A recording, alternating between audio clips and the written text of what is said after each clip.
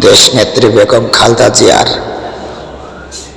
আত্মার মাগফিরাত কামনা করার জন্য আজকে দোয়ার আয়োজন করা হয়েছে। গুলশান 2 আজাদ মসজিদ সংলগ্নে শুক্রবার আসর বাদ মিলাদ মাহফিলের আয়োজন করা হয়েছে।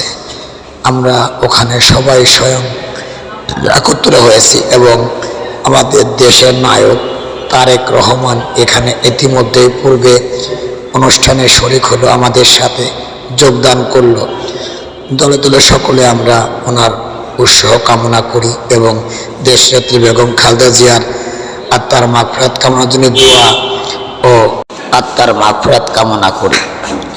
সকলে মিলে দুহাত তুলে আল্লাহর কাছে ফরিয়াদ করি, হে আল্লাহ, আমাদের এই প্রিয় নেত্রীকে তুমি যেন জান্নাতবাসী করো এবং শহীদ জিয়াউর রহমানের পাশে ওনাকে শায়িত করা হয়েছে, ওনাকে জান্নাতবাসী করে দুজনের উচ্চ মাকামে রাখো এবং তারেক জিয়ার হাতকে শক্তিশালী করো এবং সকল দেশবাসী যেন আমরা তারেক জিয়ার সাথে থাকতে পারি, তারেক জিয়ার পাশে একত্র হয়ে মিলেমিশে চলতে।